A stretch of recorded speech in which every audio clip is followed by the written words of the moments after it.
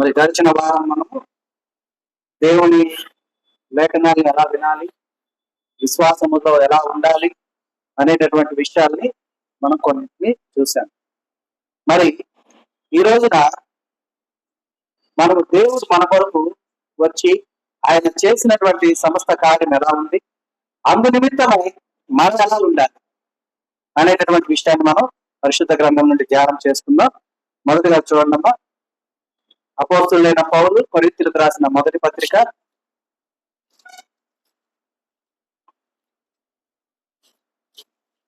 అపోస్తులైన పౌలు కొరింథీయులకు రాసిన మొదటి పత్రిక మొదటి అధ్యాయము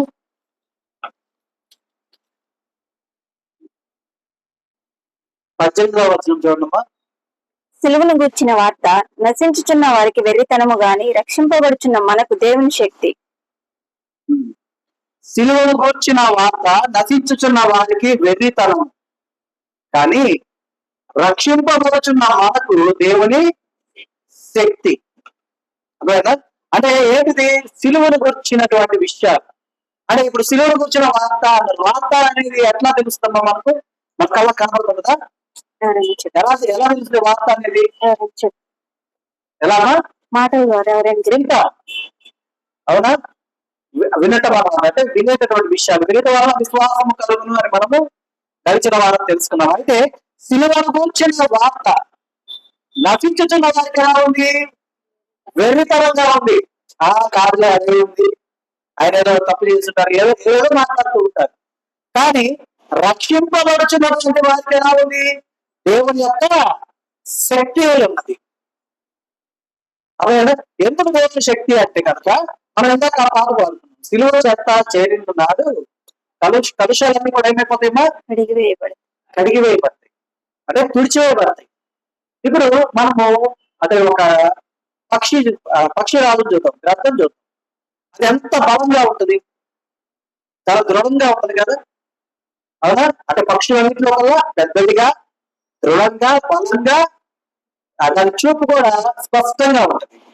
అలాంటిది బురదలో చిక్కుకున్నారు, ఆడ బురదతో నిండిపోయింది, బురదలో పడి బురదంతా ఒంటి నిండా ఎండిపోయింది. ఎగరగలుగుద్దా? నడవగలుగుద్దా? ఎక్కడన్నా ఒక చోటే నిలవగలుగుద్దా? ఎందుకని దాని మీద ఏముంది? బురద ఉంది. ఓకేనా? మరి ఆ బురదని తుడిచివేయాలి అంటే ఎవరు రావాలి? ఎవరో ఒకరు ఉండాలి. ఇంకొక పక్షికి చాలని అవుతుందా? ఇంకొక పక్షికి కుదరదు. తుడవగలిగిన సామర్థ్యం కలిగిన వారే ఉండాలి అక్కడ. అయితే వారిని ఈ పక్షి నమ్మాలా, నమ్మకూడదా? నమ్మితేనే కదా ఆ యొక్క బురదంతా తుడిపించుకోగలిగేది. నమ్మకుండా పరిగెత్తా ఉందనుకోండి, ప్రయాస పడుతుంటది, భారం మోస్తుంటది, అలసిపోతుంటది. కానీ వారేం చేస్తున్నారు? అయ్యో నేను మేలు చేయడానికి వస్తున్నా, కానీ నేనేమో భయపడి పారిపోతూ ఉన్నావు అనేసి అది అలా పారిపోతూ ఉందనుకోండి. రక్షించుటకు వచ్చిన పిలుపును వెరితనంగా తీసుకుందాం అనుకున్నాం, అదేమైంది? దాని నాశనానికే కదా. అవునా? ఈ గ్రద్ద పరిస్థితుల్లో మనం ఉన్నాం. బాగా ఆలోచించాం, మనం ఉన్నాం. ఇక్కడ 3 భాగాలుగా విభజించుకున్నాం. మొదటి భాగం, క్రీస్తు మనల్ని కలగడానికి వస్తే నాకు అక్కర్లేదు, మారిపోయేవా. రెండవ భాగం, అయ్యా నువ్వేం చేసినా కూడా నాకు ఇష్టమే, నీ ఇష్టమే చేయ్యా అని చెప్పి ఆయనకు తలదించుకొని ఆయన చేత శుభ్రపరుచుకునే. మూడవది ఏంటంటే, ఆ ముక్కు అంటే ఆ తల వరకు కలిగిన తర్వాత, ఆ కాళ్ళ వరకు కలిగిన తరువాత తిరిగి ఆయనపైనే దాడి చేశారు. మొదటి వారు నాకు ఈ సువార్త అక్కర్లేదు అని పారిపోయేవారు. రెండవ వారు అయ్యా నేనైనా ఈడైనా ఏదైనా సరే నీ చెప్తే నేను ఉంటాను అనుకునేవారు. మూడవ వారు ద్వేషత్వం. అర్థమవుతుందా? అంటే మీరు ఎలా ఉన్నారు? ఒకటి, పారిపోవడం లేదు. రెండు, విశ్వసించడం లేదు. మూడవది ఎలా ఉంది? అవకాశం కోసం ఎదురు చూసి ఆ గోర్లతో రక్కి, ఎందుకంటే ముఖాన్ని కళ్ళు కనపడ్డాయి, కళ్ళు కనపడగానే నాకు ఒక ఆహారం దొరికిందని ఆలోచించి, ఏమా, ఆహారం దొరికిందని ఆలోచించి ఒంటిని శుభ్రపరిచేదాకా ఉండి ఒళ్ళంతా శుభ్రమైన తర్వాత శుభ్రపరిచిన వారినే వేటాడేవారు. ఈ ముగ్గురు గురించి మనం చూస్తాం. ఓకేనా?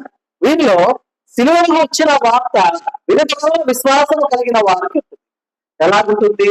రక్షింపవలసినటువంటి దేవుని శక్తిగా ఉంటుంది. లేదు, సిలువకు వచ్చిన వార్త దురదర్శనము కలిగినటువంటి వారికి ఎలా ఉంటుంది? వేడితరముగా ఉంటుంది. వారు ఎలా ఉంటారు? నశించేవారుగా వారు ఉంటారు. కాబట్టి మనం గమనించాలి. అయితే ఇక్కడ ఇంకొక చూద్దాం, అంటే ఇంకొక విషయం చూద్దాం. అపోస్తలుడైన పౌలు ఫిలిప్పీయులకు రాసిన పత్రిక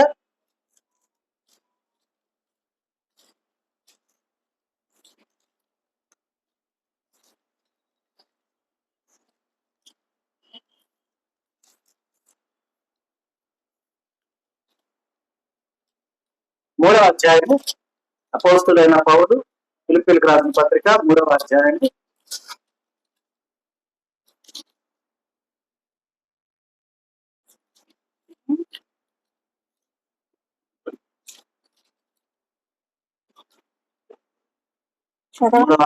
18 చదవండి. 19 చదవండి. చదవండి.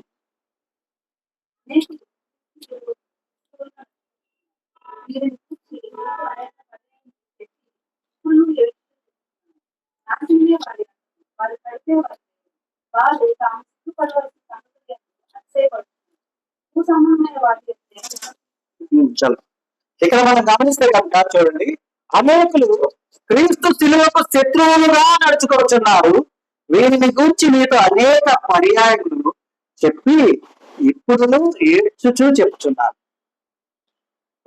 నాశనమే వారి అంతము, వారి కడుపే వారి దేవుడు. వారు తాము సిగ్గుపడవలసిన సంగతుల యందు అతిశయపడుచున్నారు. భూ సంబంధమైన వాటి అందే మనసు నుంచుచున్నారు. భూ సంబంధమైన వాటి అందే మనసు ఉంచుతున్నారు.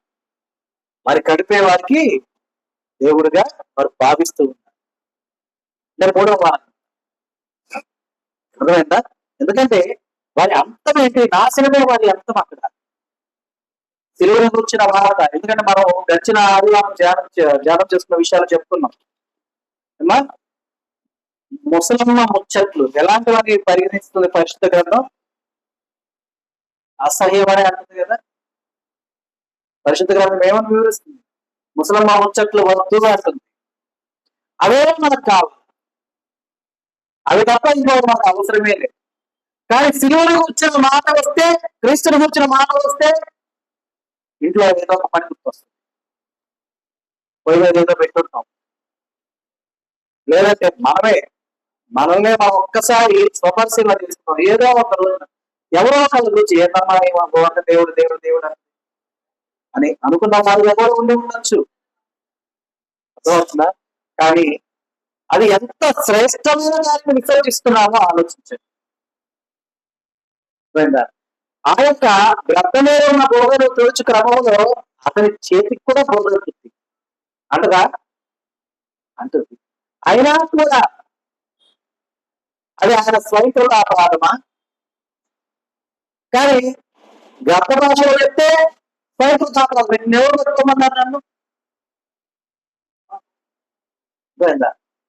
నిన్నెవరు నన్ను పెట్టుకోమన్నారు? నా ఊరు నిన్ను ఎవరు అంటించుకోమన్నారు? నేను పిలిచారని. మనం పిలిచామా ఏసయ్య రమ్మని? కానీ ఎందుకు వచ్చారు? నిన్ను రక్షించడానికి, నన్ను రక్షించడానికి. ఎందుకంటే ఈ జీవితం కాదు మీది, యుగయుగాల జీవితం ఉంది మీకు. ఆ యుగయుగాల జీవితం సంతోషకరంగా మీరు జీవించాలన్నది దేవుని సంకల్పమైనది, దేవుని ఆశ ఉన్నది. ఆయన ఆశ ఎప్పటికీ నెరవేర్చబడట్లా.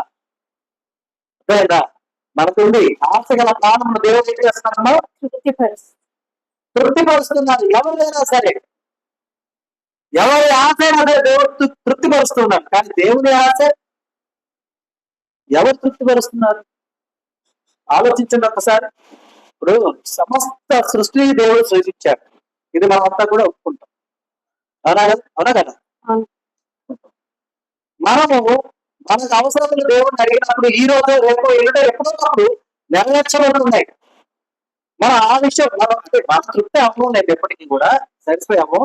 బట్ మనం అనుకున్న విషయంలో ఆ క్షణం తృప్తి పడడం లేదా? అవునా కదా? అంటే మనకన్నా కూడా దేవుడు దుర్భరమైనటువంటి జీవితాన్ని జీవిస్తున్నారంటే ఎంతమంది నమ్ముతారు? నమ్మసఖ్యమైన మాట ఇవాళ ఏమంటారు కదా, ఆయనే పాస్ట్ అమ్మ. దేవుడు ఏంటి దుర్భరమైన పరిస్థితిని అనుభవించడం ఏంటి? అనుభవిస్తున్నాడు ఎందుకు? ఆయన ఆశ ఏంటి? ఏ ఒక్కరు నశించకూడదు. మరి ఏ ఒక్కరూ నశించినప్పుడు ఆ ఆత్మ విషయమే ఆయన తృప్తి చెందుతున్నాడా? మరి దినదినమే ఆయన బాధపడుచు, అనుక్షణమే ఆయన రోధిస్తూ, అనుక్షణం వేదన చెందుతూ ఉంటే అది దుర్భరమైన జీవితం కాదు దేవుడికి. అవునా? నిజంగా దుర్భరమైన జీవితాన్ని అనుభవిస్తుంది, పాతాళ లోకంలో నరకంలో ఉండి కాలిపోతున్నటువంటి ఆ ఆత్మన పరలోకమందు సింహాసనం మీద కూర్చున్న దేవుడా? ఎవరు చెప్పండి నిజంగా దుర్భరమైన జీవితాన్ని అనుభవిస్తుంది? ఒకవేళ ముఖం మీద సంతోషం కనపడుచు ఉండొచ్చు బయటికి, కానీ హృదయం ముందు వేదన, హృదయ వేదన నరకము కన్నా గొప్పది కాదా?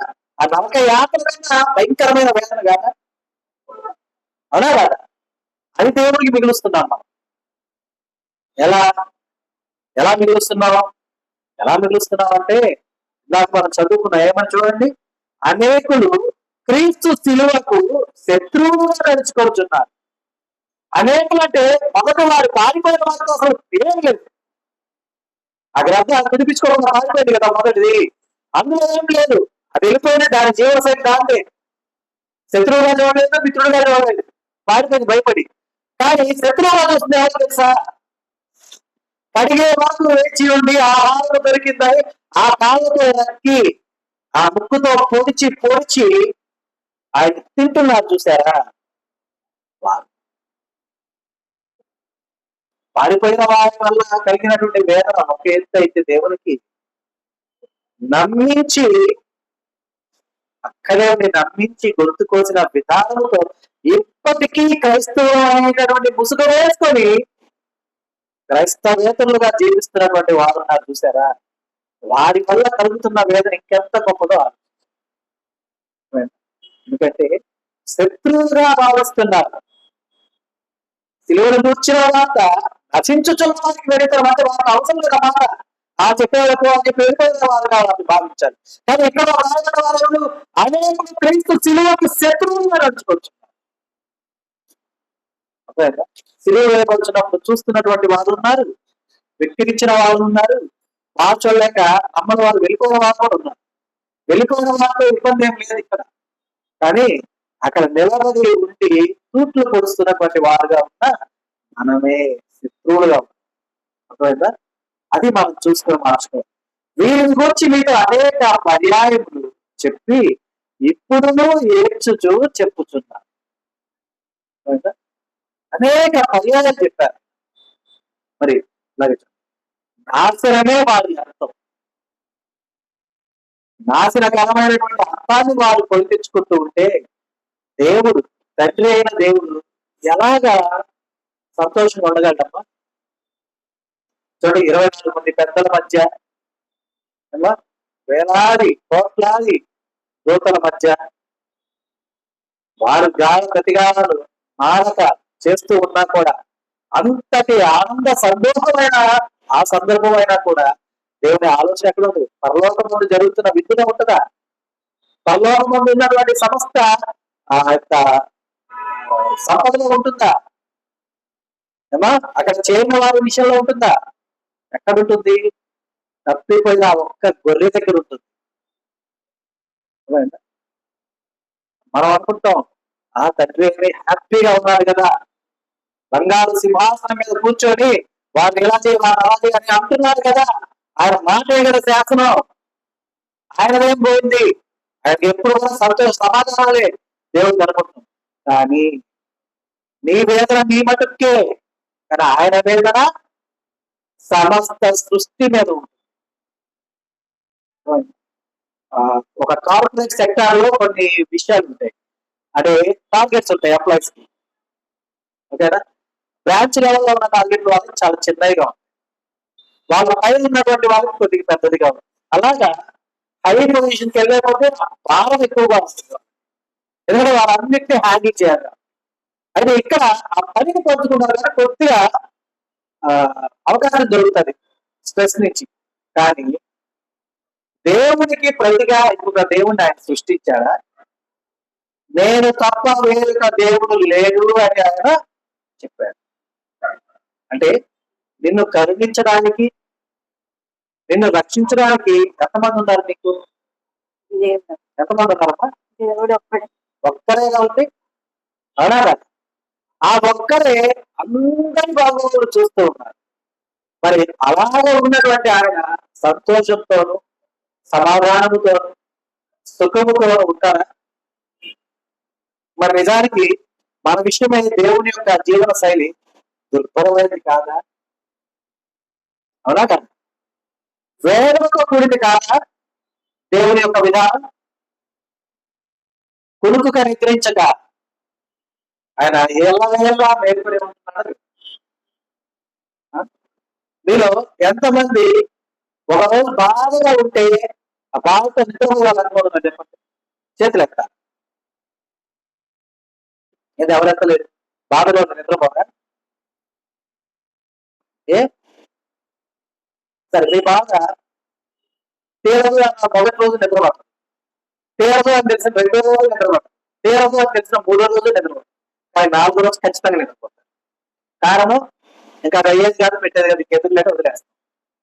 కానీ దేవుడు ఎప్పుడన్నా మన విషయంలో వదిలేశాడు? అట్లా వదిలేశాడా? వదలడు. ఎందుకంటే ఆయన నిజంగా మనుషులంటే ఆయనకి ఎంత పిచ్చి ప్రేమ అంటే, నిన్ను విడువను ఎడబాయను అని చెప్పాడు కదా, నీ కొరకై నేను కునుకను నిద్రించను అని చెప్పాడు కదా. మాట ఇచ్చి తప్పే దేవుడు కాదు కదా. అంటే ఆయన మాట తప్పితే ఆయన ఆగలిగిన వాడు ఎవరు లేరు. అయినా కూడా ఆయన ప్రేమించిన నరుడు, ఆయన ప్రేమించిన నరుడు ఎక్కడ ఇబ్బంది పడతాడు అని చెప్పి ఆయన ఏ క్షణం కూడా కునుకక నిద్రించక విడువక ఎడబాయను. అది కదా దుర్భరమైన జీవితం. అవునా కదా? మనం ఎవరి కొరకన్నా కనిపెట్టుకొని ఉన్నప్పుడు నిద్రపోకూడదు, మేల్కొనే ఉండాలి అంటే రోజుకి 60 నిద్రపోకుండా మేల్కొనే ఉండి వారి గురించి ఆలోచిస్తూ ఉంటే అది సంతోషకరమైన జీవితం అవ్వండి కాదుగా. మరి నా నిమిత్తం కూడా దేవుడు అలాగే ఉంటాడని మనం ఆలోచించుకోవాలిగా. అవునా కదా?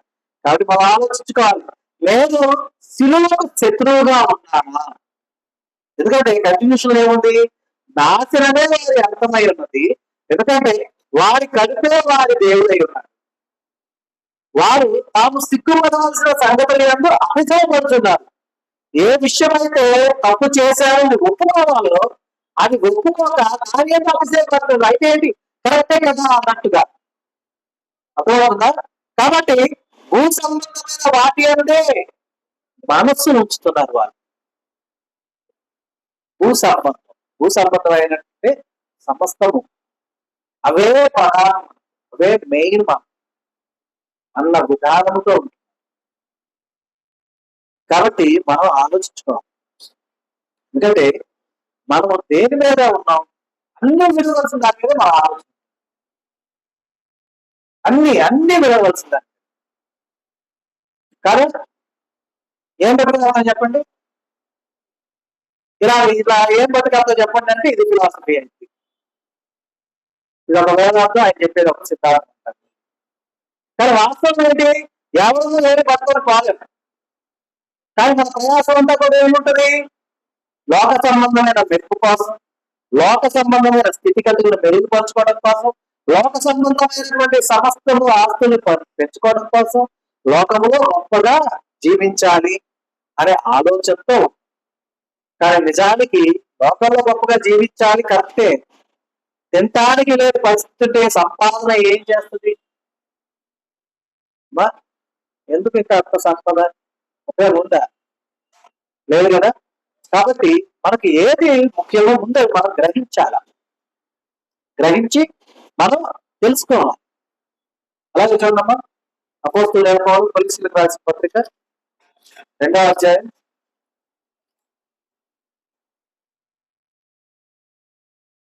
6 నుండి 8 వచనాలు చూడండి.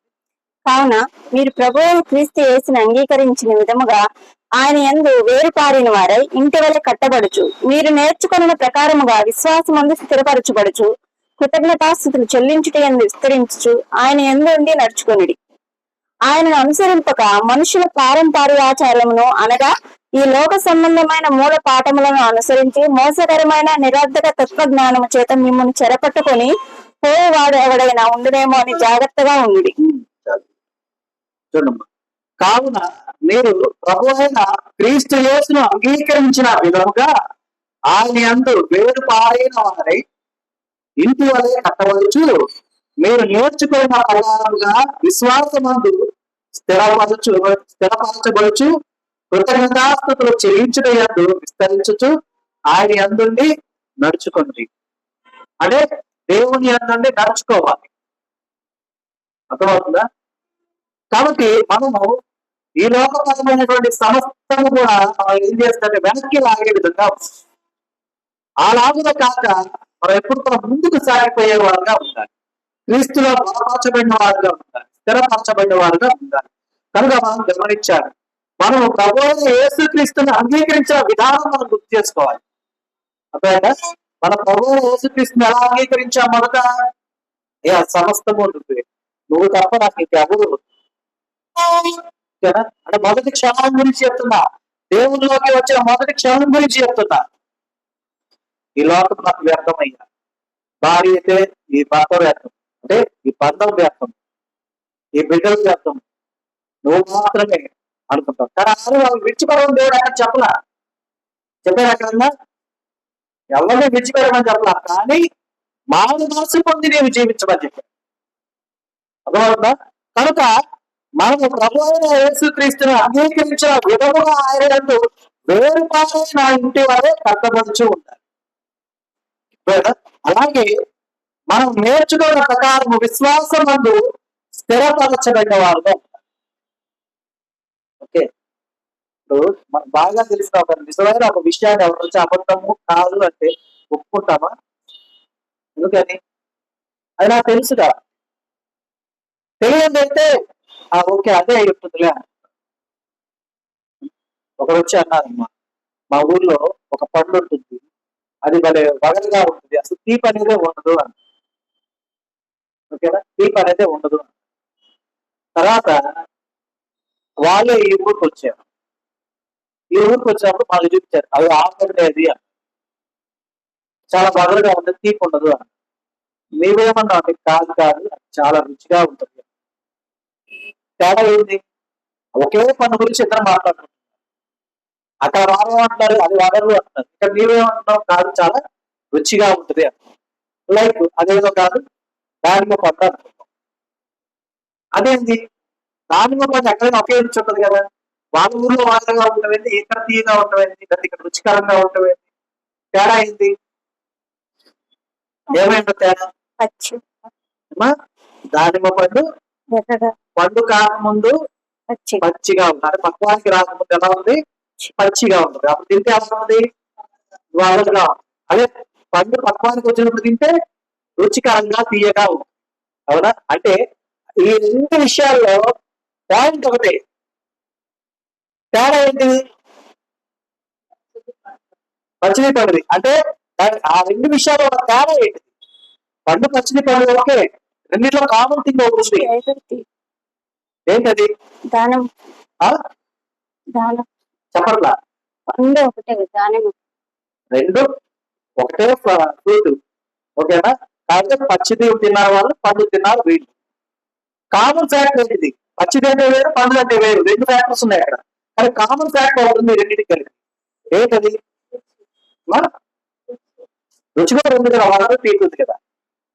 కామన్ ఫ్యాక్టర్ ఏంటంటే సమయం. ఏంటో సమయం? నిర్మితమైన సమయం కోసం వేచి ఉండాలి. అంతేగాని ఆ పండు ఎర్రగా వచ్చేసింది కదా వెంటనే తుచ్చేస్తే రుచి ఉంటుందా? ఉండదు. అలానే ఆ విధంగానే క్రీస్తులో మీరు కట్టబడులకై స్థిరంగా ఉంటారు. అర్థమైందా? అంటే ఆ స్థిరత్వం ఏర్పరిచే విధానం ఎప్పుడు వస్తుంది తెలుసా? కొంత సమయం పడుతుంది. ఈ సమయంలో కదిలించబడదు. గోడ కడతారు, గమనించడం గోడ కడతారు. గోడ కట్టిన వెంటనే బకెట్ నీళ్లు కొట్టారు, ఏమైంది? పడిపోయిందిగా. కట్టిన వెంటనే మరుసటి రోజు పోస్తే బకెట్ నీళ్లు అదే గోడ గట్టిపడుతుంది. తేడా ఏంది? సమయం ఉంటాయి. ఆ సమయాన్ని అర్థం చేసుకోగలగాలి. అదేగా చాలా మంది అంటారు టైమింగ్ అంటారు. పర్ఫెక్ట్ టైమింగ్ లో జరిగేటువంటి ప్రతిదీ కూడా కరెక్ట్ గా ఉంటుంది. ఈ మాట ఎక్కువ ఎక్కడ ఉపయోగించబడుతుంది అంటే క్రికెట్ లో వాడుతుంటారు. క్రికెట్ చూసే వాళ్ళు కానీ ఆడే వాళ్ళు కానీ ఆ పర్ఫెక్ట్ టైమింగ్ అనేది బాగా అర్థమవుతుంది. ఎందుకంటే కరెక్ట్ టైమింగ్ కనుక బ్యాట్స్మెన్ కి దొరికితే ఆ బాల్ డెఫినెట్ గా బౌండరీ అవ్వడం ఉంటుంది. 6 లోనో లేకపోతే 1 బౌన్స్ 6 లో 4 లోనో అట్లా ఉంటుంది. ఎందుకని ఆ టైమింగ్ సెట్ అవ్వడం అన్నమాట. అలాగే మనకు కూడా ఒక నిర్ణీతమైనటువంటి సమయం ఉంటుంది ప్రతి విషయంలో కూడా. అంతేగాని అయిపోయింది, ఈరోజు అయిపోయింది, అంతా అయిపోయింది అన్నప్పుడు కూడా నువ్వు స్థిరపరచబడాలి అంటే విశ్వాసంతో నిన్ను తడపబడాలి. కానీ మనము ఎంత గొప్ప వాళ్ళుగా ఆలోచిస్తామంటే కొత్త పిచ్చోడు పొద్దున్న కానట్టుగా దేవుళ్ళకి వచ్చిన మొదటి రోజు అన్ని కావాలి. పరిశుద్ధ సంఘం ఫస్ట్ పేజీ నుంచి మొత్తం చదివేయాలి. ఆ రోజు దేవుడు పూర్తిగా అర్థం చేసుకోవాలి. అదే రోజు ఇంకో విశ్వాసంతో వాగ్వాదం చేయాలా, ఇదిగో దేవుడితో గొప్పవాడని. అదే రోజు అన్ని చేసేయాలా, మరుసటి రోజు ఖాళీ అంతేనా? దేవునిలో నీవు ఎదుగుతున్న విధానం ఎలా ఉండాలంటే పరిపూర్ణమైన జ్ఞానము పొందుకుంటున్న విధముగా. ఏ రీతిగా అయితే ఒక గోడ నిర్మించిన తరువాత దానిని నీటితో తడుపుతూ ఉంటారు, ఆ నీటిని పీల్చుకుంటా ఉంటది. అదేనా? నీటిని పీల్చుకుంటూ ఉంటే గోడ బలపడుతుందా బలహీనపడుతుందా? బలపడుతూ ఉంటుంది. అవునా? మరి అలా బలపడేలాగా అయితే ఆ పీల్చుకున్న నీటిని ఆవిరి చేయకుండా ఉంచుకున్న వాడు తెలుసా? నాని పడిపోతుంది. అంటే దాని అర్థం ఏంటి? విశ్వాసంలో స్థిరపరచబడుతున్నావు. అనుదినం దేవుడి యొక్క లేఖనాన్ని నువ్వు గ్రహిస్తూ ఉన్నావు. వాటిని అలాగే ఉంచేసుకోకూడదు. నువ్వు ఏం చేయాలంటే ప్రచురణ చేయాలి. అది నీ దగ్గర నుండి వెళ్తూ ప్రచురపడుతూ ఉన్నప్పుడు నువ్వు ఇంకా, ఎందుకంటే నీ నుండి బయటకు వెళ్తూ ఉన్నప్పుడు ఇంకొక ప్రశ్న నీలోకి వస్తుంటది. ఆ ప్రశ్నకు సమాధానం జోడిస్తూ ఉంటాడు. నువ్వు ఇంకా బలపరచబడతావు. అలా కాకుండా అన్ని అలాగే పెట్టుకొని ఏమి చెప్పకుండా సరిగ్గా ఉన్నావు అనుకో, ఆ గోడ ఎలా బలహీన పడిపోతుందో నీవు కూడా తెలియకుండానే బలహీన. కాబట్టి అలాగే కాకుండా మనం జాగ్రత్తగా ఉండాలి. కనుక మనం గమనించాలి. ఆయనను అనుసరింపక మనుషుల పారంపర్యాచారములు అనగా ఈ లోక సంబంధమైన మూల పాఠములను అనుసరించి మోసకరమైన నిరంతర తత్వ జ్ఞానము చేత మిమ్మల్ని చెరపట్టుకొని పోవారు ఎవరైనా ఉంటుందేమో అని జాగ్రత్తగా ఉంటుంది. అంటే ఎవరైనా వారికి తెలిసిన జ్ఞానము, దేవుడికి వ్యతిరేకమైన జ్ఞానం మీకు బోధించి మిమ్మల్ని దేవుడి నుంచి పక్కకు తొలగిస్తాడేమో అని చెప్పేసి మీరు ఎలా ఉండాలి? జాగ్రత్తగా ఉండాలి. మనం జాగ్రత్తగా ఉండాలి. మనల్ని మనం స్వపరిశీలన చేసుకుంటూ ఉండాలి. ఎందుకంటే తెలుసా? చూడండి, అపోస్తలుడైన పౌలు హెబ్రీయులకు రాసిన పత్రిక కొలస్సీ పత్రిక అలాగే ఉంచుకున్నాము.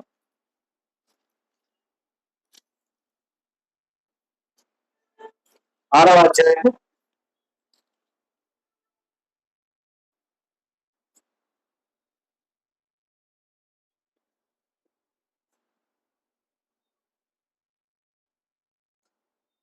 5 నాకు తెలుసున్నాయి. అయితే 6వ అధ్యాయంలో 5, 6 వచనాలు తెలుసున్నాయి.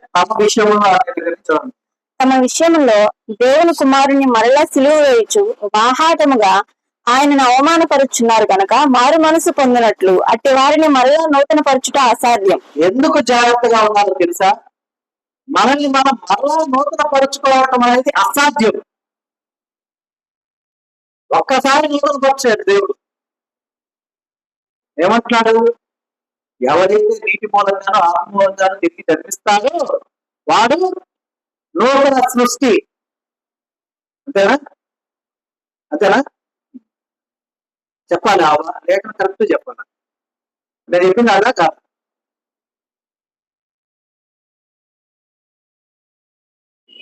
నేను చెప్పట్లేదు. యోహాను సువార్త ఈ లేఖనం అలాగే ఉంచుకోండి.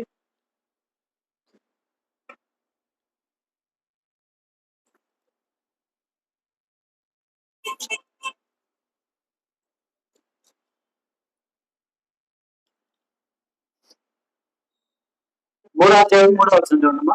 5వ వచనం చూడండి. నేను చెప్పిన దానికి సరిపోతుంది.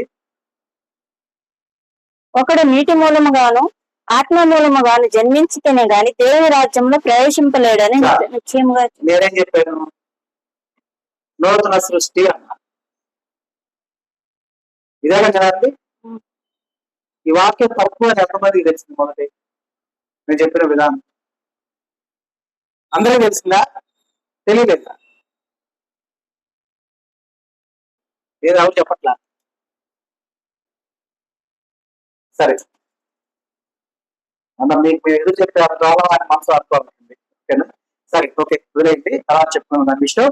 అయితే చూడండి, తమ విషయంలో దేవుని కుమారుని మరలా సిలువ వేయచ్చు ప్రహారముగా ఆయనను అవమానపరుచున్నారు కనుక మారు మనసు పొందినట్లు వారికి మరలా నూతన పరుచు అసాధ్యం. ఎందుకు అసాధ్యం అంటే వారు క్రీస్తునందు ఉన్నారు కాబట్టి.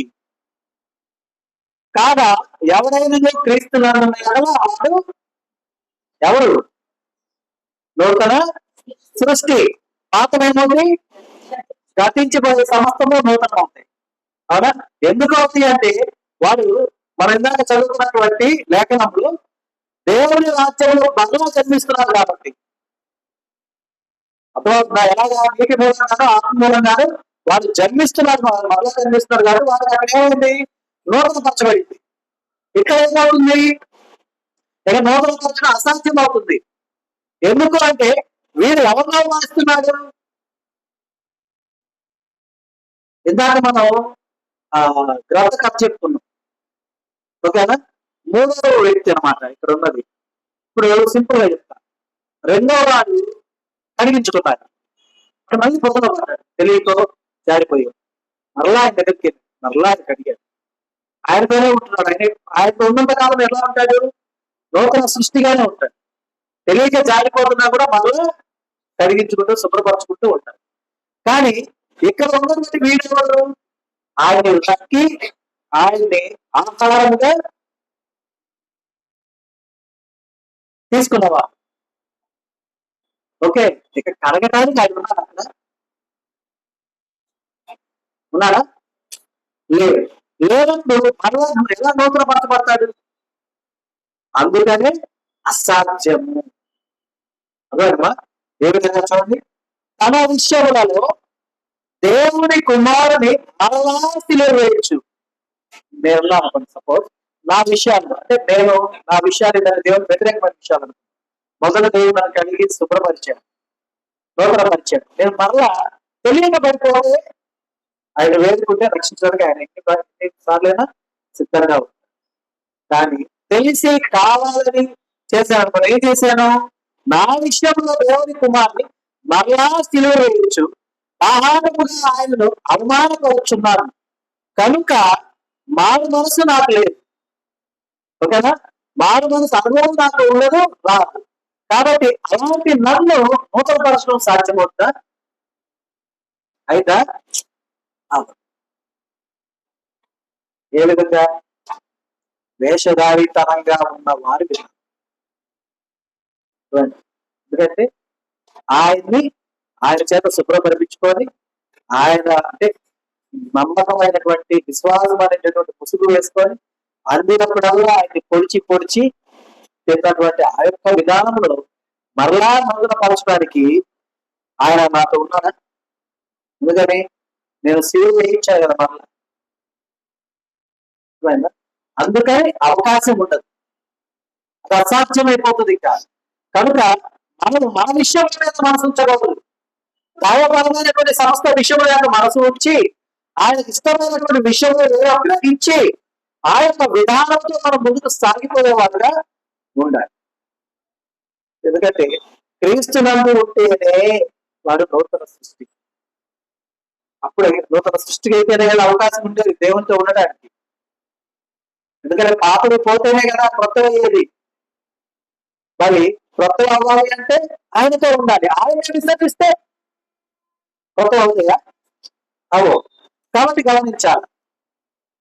అలాగే మళ్ళీ పరిస్థితి పత్రిక రేఖమా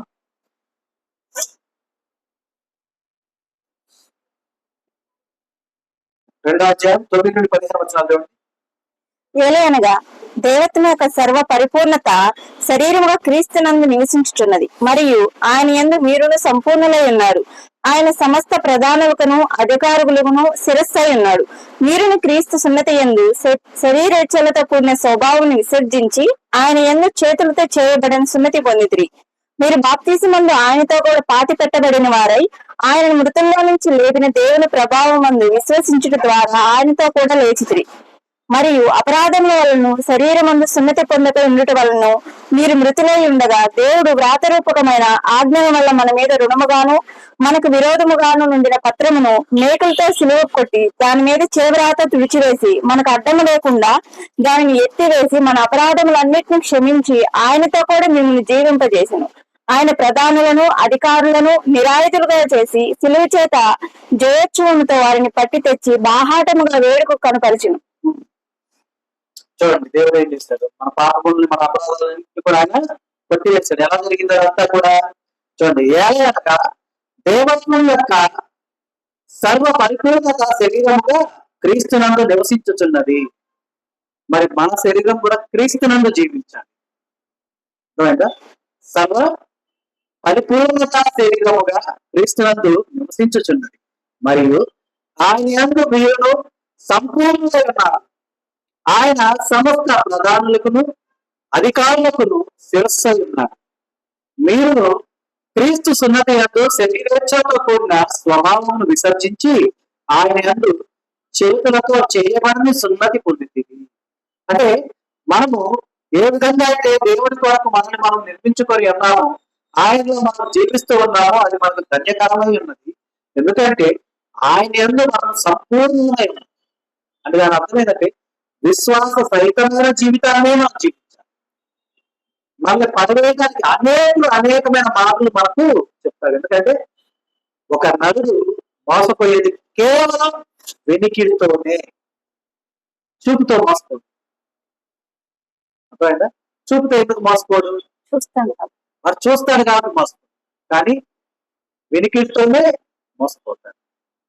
కాబట్టి ఆ వెనికిడిని జాగ్రత్త చేసుకోవాలి.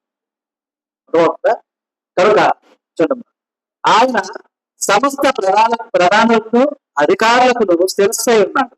మీరు క్రీస్తు సున్నతి యందు శరీరేచ్ఛతో కూడిన స్వభావం విసర్జించి ఆయన యందు చేతులతో చేయబడిన సున్నతిని పొందితిరి. అంటే మనం ఏమి తిందామో ఏమి త్రాగుదామో అనేటువంటి ఆలోచనలు కాక, ఓకేనా, శరీరేచ్ఛలు కాక దైవపరమైన సమస్తమును గ్రహించు జ్ఞానముతో పరిపూర్ణమైన విశ్వాసముతో, హృదయ శుద్ధితో, ఆత్మానుసారమైనటువంటి ఆరాధనతో దేవుని ముందు మనం ఏదో పెదాలతో ఏసయ్య ఏసయ్య ఏసయ్య అంటే ఉపయోగం లేదు. దేవుడా దేవుడా అంటే ఉపయోగం లేదు. ఎందుకంటే నేను హృదయాంతరంగా ఆయనకు మొదలయ్యేది ఉందా? నీ హృదయాంతరంగం నీకు మాత్రమే కనపడుతుంది, నీ ప్రక్కన వాళ్ళ కనపడకపోవచ్చు. కానీ నీ హృదయాంతరంగము సుస్పష్టంగా చూడగలిగిన వారు ఎవరు ఉన్నారు అంటే ఎవరు?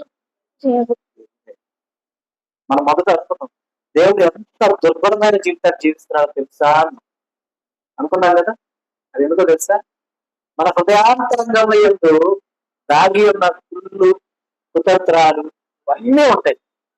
వాటి నుంచి తుడిచివేయడానికి ఆయన ఎప్పుడు కూడా మన మనసు మార్చడానికి మనతో ఎప్పుడు ఆయన పోరాడుతూనే ఉంటాడు. అది తప్పు అని చెప్తుంటాడు. మరి మనం వినవది అది అస్సలు వినమ్మా. మన హృదయం మనం ఏం చేస్తుందంటే కొన్ని కొన్ని విషయాలు గతిస్తున్నది. నువ్వు చేస్తే కరెక్ట్ కాదు, విశ్రామం. డోంట్ డూ దట్, పని చేయొద్దు అని గర్దిస్తూ ఉంది. మనం ఏం చేస్తామంటే విన్నట్టే ఉంటాం కానీ వినకుండా చేసేస్తూ ఉంటాం. దేవుడు మనం బాగా గమనించండి. మనమే మన ఇళ్ళలో చెట్లు పోయిసారి మొక్కల గురించి మాట్లాడుతాం. మనం వేసాం, మొక్కలు వేసాం, మంచి పండ్లు వేసాం, అవన్నీ బాగుంటాయి, రైతు బాగా కనపడుతుంది. తీరా మనం కాయ కోసే టైంకి ఆ తొగులు పట్టుకునే దగ్గర అంతా పాడైపోయి లోపలంతా చెడిపోయింది. ఎంత బాధ వేస్తుంది మనకు. మన పైకి చూడటానికి ఎలా ఉంది, ఎంతో పుష్టిగా ఉంది, ఎంతో చక్కగా ఉంది, కానీ లోపల ఎట్లా అయిపోయింది, పాడైపోయింది. అలా ఉంటే నీ మనసు కుదుట పడుద్దా, బాధపడదా? ఏ పురుగో ఏందో ఏం చేసిందో ఎట్లా అయిపోయిందో అని చెప్పి.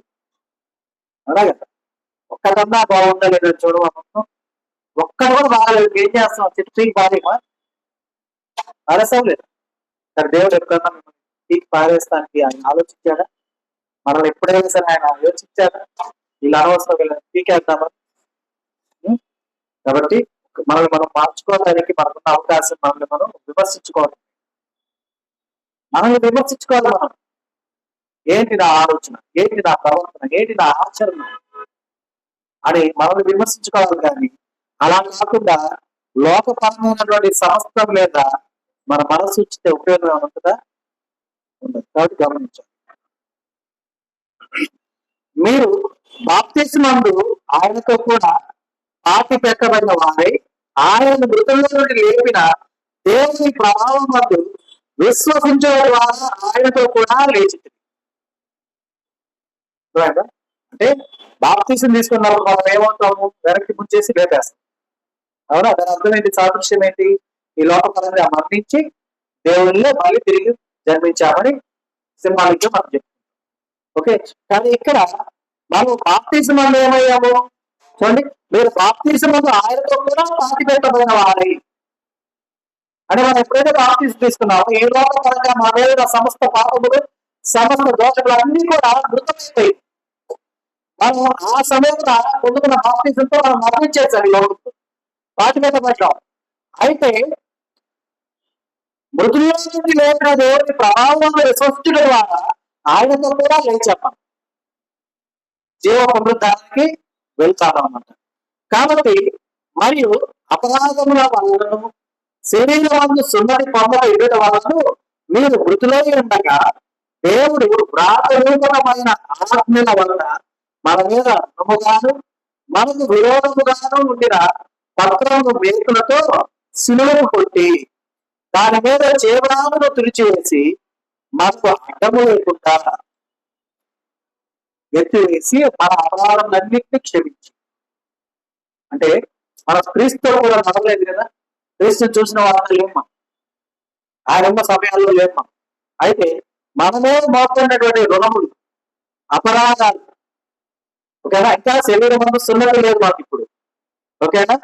సో అలాంటి విషయంలో మనము మరణానికి గురై ఉండగా, మృతమై ఉండగా ఆ యొక్క రాతపూర్వకమైనటువంటి ఆజ్ఞలు ఏవైతే ఉన్నాయో వాటన్నింటినీ దేవుడు ఏం చేశాడు, మనకు విరోధంగా ఉన్నటువంటి ప్రతి పత్రము కూడా, అంటే ఆ సమస్త పత్రంలో ఉన్నటువంటి ఆ సమస్తము మేకలతో సిలువను కొట్టి దాని మీద ఉన్నటువంటి రాతను తుడిచివేసి, సపోజ్ రామేదే నేరం మోపబడింది, ఆ పత్రం మీద రాయబడింది, ఓకేనా, ఏ నేరం అయినా రాయబడింది.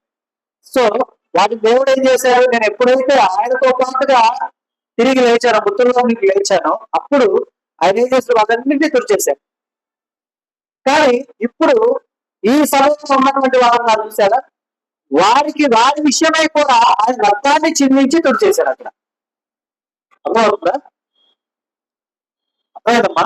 అంటే నిత్యరాజ్య వారసత్వాన్ని పొందుకోవడానికి అర్థమైనటువంటి, అంటే మనకు అర్థంగా ఉన్నటువంటి చేవ్రాత ఒకటి ఉన్నది, లిఖితమైన ఆజ్ఞల పత్రం ఉన్నది. మన మీద మోపుతున్న అపరాధములు, మన మీద ఉన్నటువంటి సమస్త దోషములు, ఇంకా మనం సున్నతి పొందలేదు అనేటటువంటి నిబంధనలన్నీ దాంట్లో ఉన్నాయి. వాటన్నిటిని ఆయన ఏం చేశాడు, తుడిచివేసి మనల్ని క్షమించి ఆయనతో కూడా మనల్ని ఏం చేస్తున్నామో జీవింపజేస్తున్నాం. దాన్ని మనం చెప్పుకున్నాం గ్రంథ, ఆయనకు లోబడిన గ్రంథ గురించి చెప్తున్నాం. ఏం చేశాడు ఆయన? శుభ్రంగా తుడిచేశాడు. దాని మీద మలినం ఉంది. అంటే మలినం అంటే ఏంటిది? మురికి ఉంది, బురద ఉంది. ఆ బురద ఎలా ఉంది? తుడిచివేయలేనంత గట్టిగా ఉంది, ఎండిపోయింది. అర్థమైందా? దాన్ని తుడిచివేసి క్షమించి ఆయనతో కూడా జీవింప చేసిన విధానం. ఆయన ప్రధానులను అధికారులను నిరాయుధులుగా చేసి శిలువ చేత జయోత్సవముతో, అంటే విజయోత్సవం దేనితో? శిలువ చేత. శిలువ వచ్చిన వార్త ఏ విధంగా ఉంది? నశించుచున్న వారికి వెర్రితనము, నశించుచున్న వారికి ఎలా ఉందమ్మా? వెర్రితనము. వెర్రితనముగా ఉంది. కానీ రక్షింపబడుచున్నటువంటి వారికి ఎలా ఉంది? దేవుని శక్తి. దేవుని శక్తిగా ఉంది. ఎలా అంటే ప్రధానులు అధికారులు ఆయుధాలు కలిగిన వారుగా ఉన్నారు. అయినా కూడా వాళ్ళు ఏం చేశారు? నిరాయుధులుగా చేశారు. అర్థం ఏంటి? కళ్ళ ముందు ఆయుధం ఉంది, కానీ ఇప్పుడు కత్తి పట్టుకుని పోయేవాళ్ళు. కత్తి పట్టుకుని పోయినప్పుడు ఎదుటి వాళ్ళు భయపడరా? కానీ ఆ కత్తి కాగితంతో చేసిందంటే ఆయుధమే, కానీ అది ఎలా ఉంది? నిరాయుధమై ఉంది, ఏం చేయలేదు అయ్యింది. సో అలాగన చేసి శిలువ చేత జయోత్సవంతో వారిని పట్టి తెచ్చి బాగా వేడుకకు ఏం చేశారు? కనపరిచారు. చదవండి, ఏం చేశారు? కనపరిచాడు. దేనికి? కనపడకుండా ముందే ఉంది. తెచ్చి పట్టి తెచ్చి దేనికి? వేడుక అంటే మాత్రం అండు. వేడుక అర్థం ఏంటి? విందు వినోదమే కదా. ఎవరిని తీసుకొచ్చాడు? వాళ్ళు ఏం చేసి మన మీద సమస్తము ఎత్తివేసి మన అపరాధములన్నింటినీ క్షమించి ఆయనతో కూడా మనల్ని జీవింపజేసి ఏం చేస్తున్నారు? ప్రధానులు ఎవరైతే మన మీద నిందలు మోపుతారో, అపరాధాలు మోపుతారో వారిని ప్రధానుల్లో అధికారుల్లో వారి చేత ఉన్నటువంటి ఆయుధమైనటువంటి ఆ యొక్క చేపరాల కలిగిన పత్రము నిరాయుధముగా చేసి శిలువ చేత గెలిపించి మనల్ని విజయోత్సవంతో బాహాటముగా వేడుకకు మనల్ని తీసుకొని వచ్చారు. ఆ వేడుకలో మనల్ని కనబరుస్తుంది. శిలువ గురించిన మాట వెరితనంగా ఉన్నవారు ఎక్కడుంటారు? ఈ వేడుకలో ఉంటారా? ఉంటారమ్మా? వేడుక అనేది ఏడుస్తూ చేసుకుంటారా, ఆనందంగా చేసుకుంటారా? ఆనందంగానే వేడుక చేసుకునేది. దిగులుతో చేసుకోవాలా, ఏడుస్తూ చేసుకోవాలా? అవునా? మరి మీకు ఆ విజయాన్ని ఏం తెచ్చిపెడుతుంది? ఆనందం. ఏం తెచ్చిపెట్టింది మనకు విజయం? ఆనందాన్ని తెచ్చి. ఏంటి? ఏం తీసుకొచ్చింది? మనకు విజయాన్ని తీసుకొచ్చింది. దేని చేత విజయం? శిలువ చేత. శిలువ అనే మళ్ళీ శిలువ ఆరాధించవాలండి. శిలువ అంటే త్యాగానికి గుర్తుగా, యాగానికి గుర్తుగా పరమును వీడి లోకానికి వచ్చినటువంటి ఆ దైవ కుమారునికి మారుగా సాదృశ్యంగా మాత్రమే ఉంది. ఎందుకంటే ఆయన శిలువ యాగం గావించారు కానీ ఆ యాగం మొత్తాన్ని కలిపి శిలువ అని అంటాం. అర్థమైందా? అంటే ఆ శిలువ అనేది జస్ట్ ఒక పరికరం మాత్రమే. దానికి వేలాడిన యేసయ్య రక్తాన్ని కార్చిన విధానం, పరిరక్షించిన విధానం, ఆ చేవ్రాత పత్రము తుడిచివేసిన విధానం, ఇవి అన్నమాట ముఖ్యం. అర్థమైందా? ఆ వాటి చేత విజయోత్సవంతో మనలందరినీ కూడా పట్టుకొని తీసుకువచ్చి బాహటంగా అర్థం ఏంటి? కదా గొప్పగా బాహటముగా వేడుకకు కనుపరిచెను. అంటే అదే వేడుక జరుగుతుంది. ఇప్పుడు ఒక జస్ట్ క్యాజువల్ చెప్తున్నా. ఇప్పుడు పల్లెటూరులో సంక్రాంతి పండుగ బాగా చేసుకుంటారు కదా. పండుగ ఊళ్ళో వదిలిపెట్టి వెళ్ళిపోయిన బంధువులు అందరూ రావాలని ఎదురు చూస్తా ఉంటారు బంధువులు అంట. ఎందుకంటే పెద్ద పండుగ అంటారు కదా, అందుకని. ఇప్పుడు ఆ ఊరు ఆ వేడుక జరుగుతుంది. బయట ఊరు నుంచి వచ్చినటువంటి వాళ్ళందరూ ఎక్కడ ఉంటారు? వేడుకను చూస్తారో వచ్చి వేడుకకు అంటే ఇక్కడ మన ఉద్దేశం ఏంటంటే దేవుడు ఎక్కడైతే సంతోష సమాధానాలతో వేడుక జరుగుతుందో ఆ వేడుకకు మనల్ని కనబడుతుంది. ఇదిగో వచ్చారు చూడు. ఎంత గర్వంగా ఉందమ్మా ఆ సిచ్యువేషన్, అవునా? అయితే ఆ గెలిపించిన విజయం ఏంటి? సిలువడి. కానీ ఆ సిలువ వచ్చిన వార్త నశించే ఉంది వేడుకరంగా. కానీ రక్షించబడ్డ వారికి దేవుని శక్తిగాను అలాగే అలాగే ఎలా ఉంది ఇంకా విజయోత్సవంగాను ఉన్నది, అవునా? సరే దేవుడు చూడమ్మా. అపోస్తలుల పౌలు ఫిలిప్పీయులకు రాసిన పత్రిక 3వ అధ్యాయం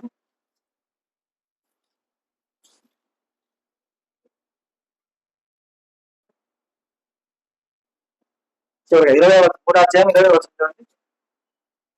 మన పౌరస్థితి పరలోకమందున్నది, అక్కడ నుండి ప్రభు అయిన యేసుక్రీస్తు అనే రక్షకు నిమిత్తం కనిపెట్టుకుని ఉన్నాం.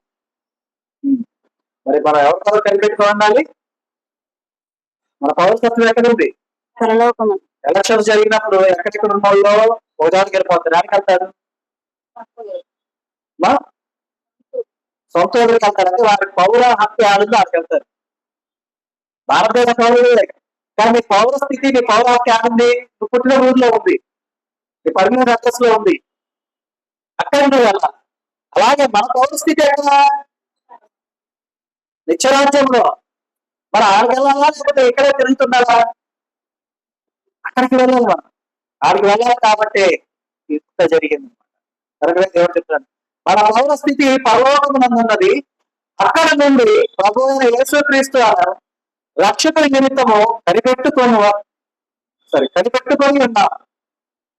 అంటే మన యొక్క ఎదురు చూపులు ఏమై ఉండాలి? ఆయన వచ్చి మనల్ని తీసుకొని వెళ్ళేలాగా ఉండాలి. అర్థమైనా? అలా కనిపెట్టుకొని మనం ఉండాలి అని చెప్తుంది ఈ లేఖనం. ఎందుకంటే నీ పౌర స్థితి ఉన్నది పరలోకం, నువ్వు పరలోకానికి వెళ్ళాలి. అక్కడ ఎవరు ఎదురు చూస్తారు? ఎవరన్నా అక్కడి నుండి మన ప్రభు యేసుక్రీస్తు రక్షకుని నిమిత్తము కనిపెట్టుకొని ఉన్నాం. అంటే ఆయన అక్కడ ఉన్నాడు, ఆ స్థానాన్ని సుస్థిరంగా చూసుకుంటాడు.